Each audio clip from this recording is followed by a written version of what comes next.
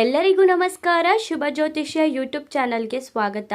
ಈ ಮಿಥುನ ರಾಶಿಯ ಜೂನ್ ತಿಂಗಳ 2026ನೇ ವರ್ಷದ ಮಾಸ ಭವಿಷ್ಯ ಹೇಗಿರುತ್ತೆ, ಈ ಮಿಥುನ ರಾಶಿಯವರಲ್ಲಿ ಆಗುವಂತಹ ಬದಲಾವಣೆಗಳೇನು, ರಾಶಿ ಭವಿಷ್ಯವೇನು, ಹಾಗೆ ಈ ಮಿಥುನ ರಾಶಿಯವರಿಗೆ ಇರುವಂತಹ ಶುಭ ಫಲಗಳೇನು, ಅಶುಭ ಫಲಗಳೇನು ಎಲ್ಲವನ್ನು ಕೂಡ ಈ ವಿಡಿಯೋದಲ್ಲಿ ನಾನು ನಿಮಗೆ ತಿಳಿಸ್ತಾ ಹೋಗ್ತೀನಿ. ಬನ್ನಿ.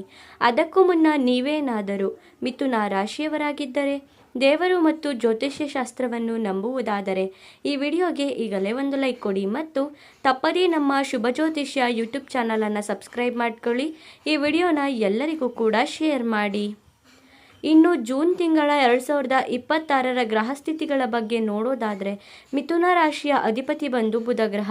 ಈ ತಿಂಗಳಲ್ಲಿ ಬುಧನ ಸ್ಥಿತಿ ನಿಮ್ಮ ಬುದ್ಧಿವಂತಿಕೆ, ಮಾತಿನ ಚಾತುರ್ಯ ಮತ್ತು ಹೊಸ ಅವಕಾಶನ ನೀಡುತ್ತೆ. ಇನ್ನು ಗುರುಗ್ರಹದ ಕೃಪೆಯಿಂದ ಜೀವನದಲ್ಲಿ ಬೆಳವಣಿಗೆ ಅನ್ನೋದನ್ನು ಕಾಣ್ತೀರಾ. ಆದರೆ ಶನಿ ಮತ್ತು ರಾಹುವಿನ ಪ್ರಭಾವದಿಂದ ಕೆಲವೊಮ್ಮೆ ಮನಸ್ಸಿನಲ್ಲಿ ಗೊಂದಲ, ಭಯ ಮತ್ತು ಅನುಮಾನಗಳು ಹೆಚ್ಚಾಗುವಂತಹ ಸಾಧ್ಯತೆ ಇದೆ. ಈ ತಿಂಗಳಲ್ಲಿ ನೀವು ಯಾರನ್ನ ನಂಬಬೇಕು ಎಂಬ ಪ್ರಶ್ನೆ ನಿಮ್ಮ ಮನಸ್ಸನ್ನು ಕಾಡಬಹುದು.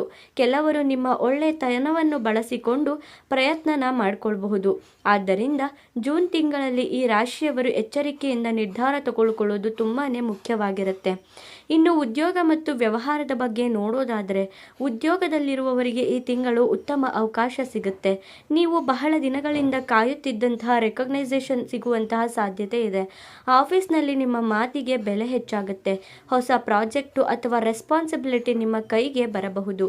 ಕೆಲವರಿಗೆ ಪ್ರಮೋಷನ್ ಅಥವಾ ಸ್ಯಾಲರಿ ಇನ್ಕ್ರೀಸ್ ಆಗುವಂತಹ ಬಗ್ಗೆ ಗುಡ್ ನ್ಯೂಸ್ ಸಿಗಬಹುದು.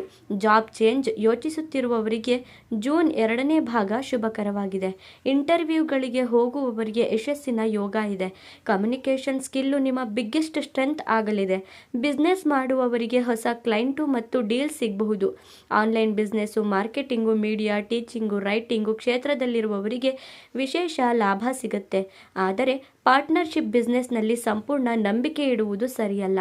ಹಣಕಾಸು ಮತ್ತು ಆರ್ಥಿಕತೆ ಸ್ಥಿತಿ ಬಗ್ಗೆ ನೋಡೋದಾದರೆ, ಹಣದ ಹರಿವು ಈ ತಿಂಗಳಲ್ಲಿ ಚೆನ್ನಾಗಿರಬಹುದು, ಆದರೆ ಖರ್ಚು ಕೂಡ ಹೆಚ್ಚಾಗುವ ಸಾಧ್ಯತೆ ಇದೆ. ಮನೆ, ವಾಹನ, ಫ್ಯಾಮಿಲಿ ರೆಸ್ಪಾನ್ಸಿಬಿಲಿಟೀಸು ಅಥವಾ ಹೆಲ್ತ್ ರಿಲೇಟೆಡ್ ಎಕ್ಸ್ಪೆನ್ಸಸ್ ಬರಬಹುದು. ಜೂನ್ 10ರ ನಂತರ ಹಳೆಯ ಬಾಕಿ ಹಣ ವಾಪಸ್ ಸಿಗುವ ಯೋಗ ಇದೆ. ಕೆಲವರಿಗೆ ಅನ್ಎಕ್ಸ್ಪೆಕ್ಟೆಡ್ ಆಗಿ ಇನ್ಕಮ್ ಕೂಡ ಬರಬಹುದು. ಇನ್ವೆಸ್ಟ್ಮೆಂಟ್ ಮಾಡುವವರು ಜಾಗ್ರತೆನ ವಹಿಸಬೇಕಾಗುತ್ತೆ. ಫ್ರೆಂಡ್ಸು ಅಥವಾ ರಿಲೇಟಿವ್ಸ್ ಮಾತಿಗೆ ಹಣನ ಹೂಡಿಕೆ ಮಾಡಬೇಡಿ. ಈ ತಿಂಗಳಲ್ಲಿ ಸೇವಿಂಗ್ಸ್ ಮಾಡುವುದು ತುಂಬಾ ಮುಖ್ಯವಾಗಿರುತ್ತೆ. ಅವಶ್ಯಕತೆ ಇಲ್ಲದೆ ಖರ್ಚುಗಳನ್ನು ಕಡಿಮೆ ಮಾಡಿದರೆ ಮುಂದಿನ ತಿಂಗಳಲ್ಲಿ ಆರ್ಥಿಕ ಸ್ಥಿತಿ ಉತ್ತಮವಾಗಿರುತ್ತೆ. ಪ್ರೀತಿ ಮತ್ತು ದಾಂಪತ್ಯದ ಜೀವನದ ಬಗ್ಗೆ ನೋಡೋದಾದರೆ, ಲವ್ ಲೈಫ್ನಲ್ಲಿ ಮಿಕ್ಸ್ಡ್ ಫಲ ಅನ್ನೋದು ಸಿಗಬಹುದು.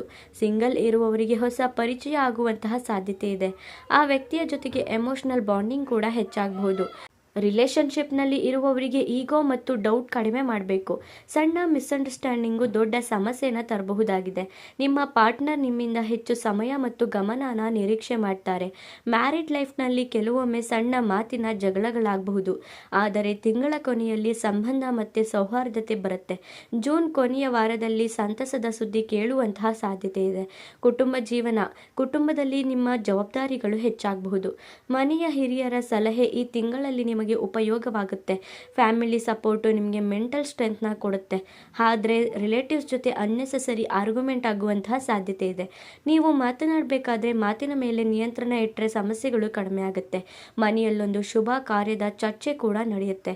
ಆರೋಗ್ಯದ ಬಗ್ಗೆ ನೋಡೋದಾದರೆ, ಹೆಲ್ತ್ ವಿಷಯದಲ್ಲಿ ನಿರ್ಲಕ್ಷ್ಯ ಮಾಡಬೇಡಿ. Stress, anxiety, sleeping disturbance, acidity, headache ಸಮಸ್ಯೆ ಕಾಣಿಸ್ಕೊಳ್ಬಹುದು. ಲೇಟ್ ನೈಟ್ ಜಾಗರಣೆ ಕಡಿಮೆ ಮಾಡಬೇಕಾಗುತ್ತೆ.